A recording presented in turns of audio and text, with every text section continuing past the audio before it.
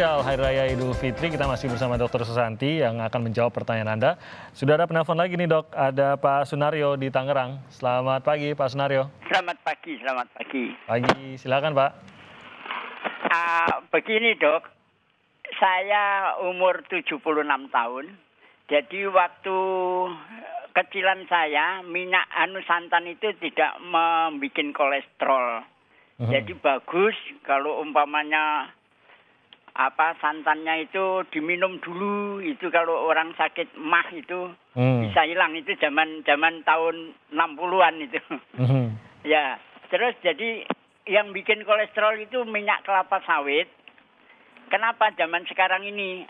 Saya itu warung nasi, jadi di got itu saya kalau buang minyak bekas itu di dalam got itu karena dingin tertutup, itu dicangkul pun sampai keras banget itu minyak kelapa sawit itu di situ. Jadi jangan menggunakan minyak kelapa sawit terlalu banyak. Jadi akhirnya banyak zaman sekarang ini anak-anak muda kolesterol. Itulah ini saran saya. Jadi kalau dokter ngomong kalau santan itu berbahaya, itu enggak. Sebetulnya santan itu lebih bagus. Kenapa? Zaman dulu pakai minyak kelapa. Jadi belum ada minyak sawit kayak zaman sekarang. Oke. Jadi baik. Zaman dulu nggak ada orang sakit kolesterol itu nggak ada. Terima kasih ya dok ya. Baik, terima kasih Pak Sunario. Bagi pengalaman aja. Iya, terima kasih Pak Sunario. Ini pengalaman dari Pak Sunario nih. Sudah ada penelpon lagi, nanti kita akan tanggapi juga. Ini penelpon berikutnya, sebentar ini ada Pak Wahyudin di Bandung ya. Selamat pagi Pak Wahyudin.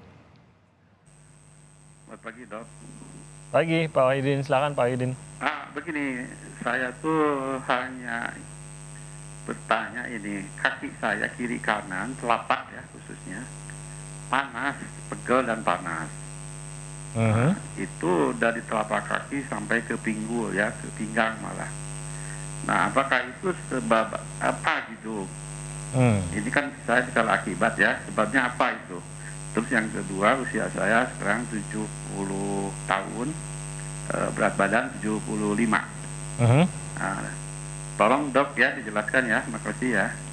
Oke, tingginya berapa ya Pak ya? Ini tingginya 167. 167, oke. Baik. Oke, nanti kita akan coba Dokter Susanti kira-kira apa biasanya yang menjadi penyebabnya. Ya. Baik, terima kasih Pak Wahyudin di Bandung. Terima kasih. Baik, kita akan tanggapi kedua penelpon ini, Dokter Susanti. Yang pertama dari Pak Sunario tadi, ini menarik juga tadi dikatakan biasanya dikonsumsi langsung santannya. Ini mungkin tadi seperti yang dokter ungkapkan memang berbeda ya antara dikonsumsi langsung dalam kondisi dingin dengan santan yang dimasak atau melalui proses pemanasan. Nah, muncul lagi mengenai minyak goreng, khususnya minyak kelapa sawit di sini yang dipermasalahkan. Nah, ini mungkin juga harus menjadi perhatian juga nih dok, di saat kita menikmati panganan lebaran ini, minyak-minyak yang dipergunakan dan bagaimana dampaknya terhadap badan kita nih dok.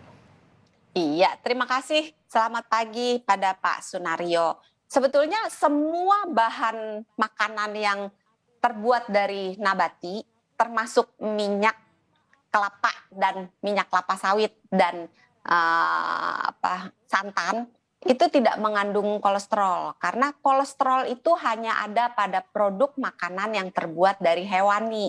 Jadi hanya yang asalnya atau sumbernya dari hewan yang memiliki kadar kolesterol di dalamnya. Tetapi kalau terbuat dari tumbuh-tumbuhan, itu tidak ada kolesterolnya. Jadi memang betul santan itu tidak mengandung kolesterol, tetapi dia bisa memicu peningkatan kolesterol dengan berbagai mekanisme jika santannya itu dimakan terlalu banyak atau dimakan dalam keadaan telah dipanaskan dengan pemanasan yang suhunya tinggi, apalagi kalau dipanaskan dengan suhu yang tinggi dalam jangka waktu yang lama. Jadi perlu digarisbawahi itu.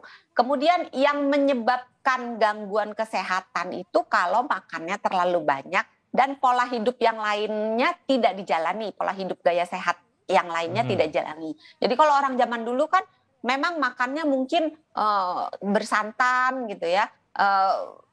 Tapi orang zaman dulu itu aktif bergerak gitu.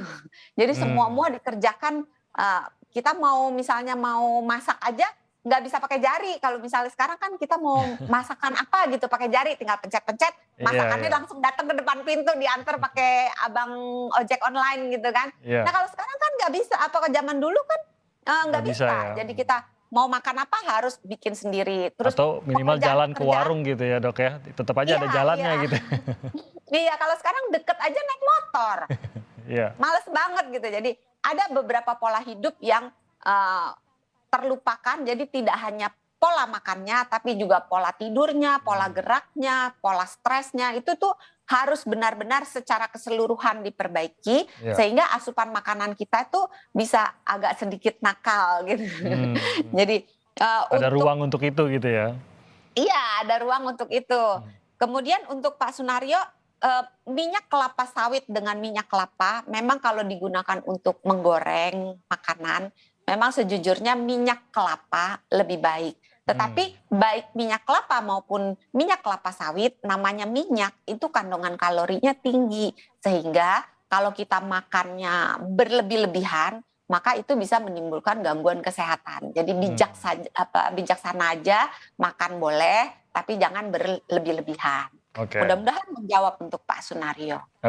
Nah untuk Pak Wahyudin ini memang dalam berkonsultasi untuk kondisinya Pak Wahyudin ini mungkin agak tidak terkait dengan apa yang sedang menjadi pembahasan utama kita hari ini. Tapi kira-kira apa tuh, mungkin dokter juga sudah pernah mengalami pasien dengan keluhan serupakah, dan apa biasanya yang kemungkinan menjadi masalah, dan apa yang harus dilakukan Pak Wahyudin untuk memahami diagnosanya? Iya, terima kasih Pak Wahyudin, selamat pagi. Nah kalau untuk bagian kaki yang terasa kesemutan ya tadi ya, terasa pegal, panas, nggak enak, pegel, panas, itu biasanya kaitannya dengan saraf-saraf tepi.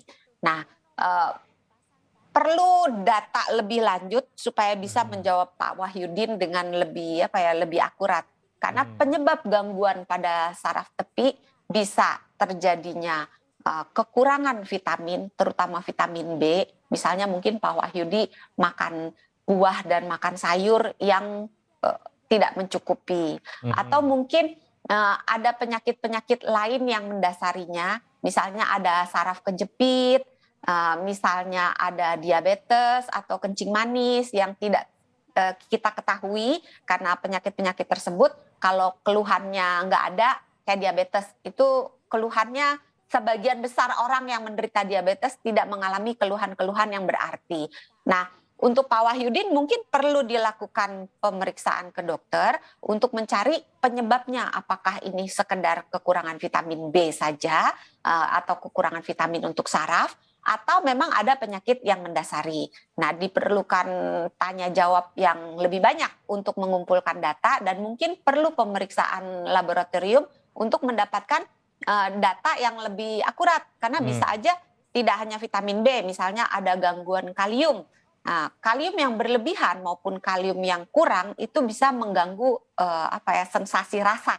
Jadi bisa rasa kepanasan atau rasa baal atau kesemutan di bagian-bagian tubuh kita, terutama bagian-bagian yang tepi. Jadi mudah-mudahan menjawab untuk Pak Wahyudin. Baik. Sudah ada penelpon lagi. Ini ada Pak Sudarmono di Kalimantan Selatan. Selamat pagi Pak Sudarmono. Selamat pagi. Pagi, silakan. Silakan Pak. Halo Pak Sudarmono. Selamat pagi Pak. Ya, pagi Pak Sudarmono, silakan Pak. Gini Dok, saya umur saya 56 tahun. Bapak Sudarmono di Kalimantan ya, Kota Baru. Ya saya tanyakan, ini tidak, untuk itu kami kan. Halo Pak Sudarmono, agak terputus tampaknya teleponnya Pak.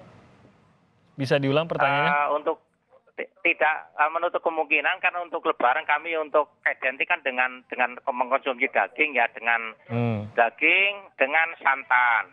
Untuk itu cara pencegahannya seperti apa ya untuk mengatasi mengenai kolesterol segala macam. Yang kedua, kami kan senang sekali untuk melalap masalah pete mentah atau jengkol mentah. Itu gimana tuh faktor di dalam kesehatan kami Pak? Itu yang saya tanyakan Dok. Assalamualaikum. Waalaikumsalam. Baik, nah ini pertanyaannya. Apa yang bisa dilakukan untuk mencegah, karena pasti akan mengkonsumsi, sudah bagian dari tradisi mungkin begitu ya. Tapi bagaimana agar kita bisa tetap mencegah efek buruk dari konsumsi kolesterol ini, dan apa juga efek dari kebiasaan Pak Sudarmono yang senang mengkonsumsi pete mentah bahkan jengkol mentah gitu. Silakan, Dok. Ya, selamat pagi Pak Sudarmono. Terima kasih untuk pertanyaannya. Ini menarik ini pertanyaannya. Jadi memang kalau untuk konsumsi atau makan makanan yang berdaging plus santan, itu santannya sendiri memang tidak secara langsung menimbulkan kolesterol, tetapi dagingnya dilihat daging yang mana. Karena kalau daging yang berlemak atau daging yang berkulit itu biasanya mengandung kolesterol, atau jeroan juga mengandung kolesterol. Nah, santan kalau dipanaskan, asumsi saya masakan-masakan yang bersantan itu jarang yang santannya bisa dimasukkan terakhir dan cuman 1-2 menit aja gitu. Biasanya berjam-jam malah ya. Ya, sehingga mengubah struktur kimianya. Nah, maka anjurannya adalah nikmatilah makanan tersebut, mindfulness, yang ketika kita makan kita benar-benar menikmati sehingga kita bisa menjaga asupannya jangan banyak-banyak gitu. Jadi jangan makan sambil ngobrol misalnya, atau makan sambil mengerjakan pekerjaan-pekerjaan yang lain sehingga tidak bisa menikmati makanannya.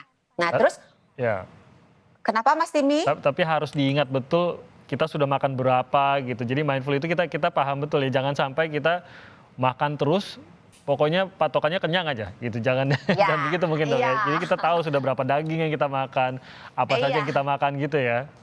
Iya betul Mas Timi, jadi kita sadari bahwa oh iya ini lagi makan daging, dan dagingnya ini memang daging potongan daging yang berlemak, sehingga ya udah nanti makan berikutnya agak lebih sehat gitu. Terus makanlah disertai dengan serat, karena serat itu menghambat penyerapan lemak, karena serat itu mengikat asam empedu. Asam empedu dibutuhkan untuk mencerna lemak, sehingga kalau kita makan serat yang ada dalam buah dan sayur, lemak yang kita makan tuh agak sulit untuk diserap karena si asam empedunya diikat oleh serat.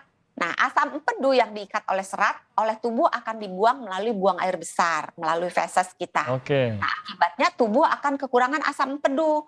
Tubuh akan membuat asam empedu untuk menggantikan asam empedu yang terbuang tersebut. Nah, bahan baku untuk membuat asam empedu adalah kolesterol dalam darah. Jadi kolesterol dalam darah akan diambil oleh tubuh untuk membuat asam empedu. Jadi kolesterolnya kan turun gitu. Jadi makanlah, dampingi makanan-makanan yang berkolesterol, makanan-makanan yang berminyak dengan sesuatu yang berserat seperti buah dan sayur-sayuran. Nah, ini sebelum mumpung kita masih bahas buah sayuran, ada juga yang percaya bahwa sebaiknya dikonsumsi sebelum makan, ada yang percaya sebaiknya dikonsumsi setelah makan. Apakah ini berbeda, Dok? Sebenarnya sama aja, karena sebelum makan maupun sesudah makan, yang penting dimakan. Jadi tidak terlalu berbeda lah sebenarnya ya. Iya, karena apa-apa yang kita makan itu nggak langsung keluar ke usus, karena apa yang kita makan masuk ke mulut dikumpulin dulu di lambung. Di kantong nasi kalau orang awam bilang ya. Nah, di dalam lambung makanan itu digiling dulu supaya menjadi bubur yang halus, baru masuk ke usus halus untuk mengalami proses penyerapan nutrisi. Jadi baik kita makan duluan mau kita makan belakangan, dia akan ketemu di lambung. Kalau makannya jaraknya nggak cukup lama. Kalau bedanya sampai mungkin 6 jam, mungkin bisa berbeda. Tapi kalau cuma beda 1 jam gitu, sama-sama ketemu di lambung. Digabung juga ya akhirnya ya. Iya, digabung juga.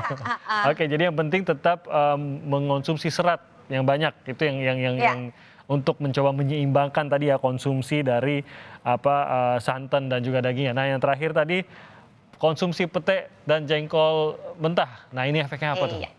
Ini yang menarik nih. Karena kebiasaan mengkonsumsi petai dan jengkol itu umum dijumpai di masyarakat kita, termasuk di dalam keluarga saya juga gitu. Jadi memang bahaya mengkonsumsi petai dan jengkol hanya ada pada orang-orang yang tidak bisa melakukan metabolisme terhadap metabolit, jadi terhadap zat kimia yang ada di dalam petai dan jengkol, sehingga bisa menimbulkan nanti gangguan berkemih. Itu yang paling sering dijumpai.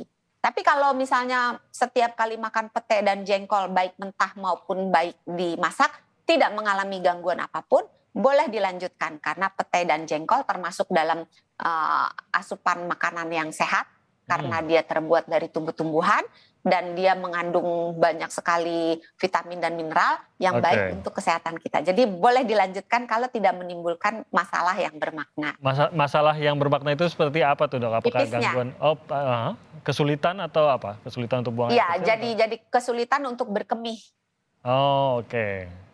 Tapi pada dasarnya hanya itu masalahnya ya. Kalau tidak ada masalah itu silakan makan pete sebanyak-banyak ya. Mungkin yang protes istrinya atau mungkin dari keluarga apa saja. Tapi di luar itu nggak ada masalah kesehatan ya, Dok ya? Tidak. Karena dan tidak semua orang mengalami ketidakmampuan untuk memetabolisme jengkol atau pete. Jadi kalau selama nggak ada masalah, silakan.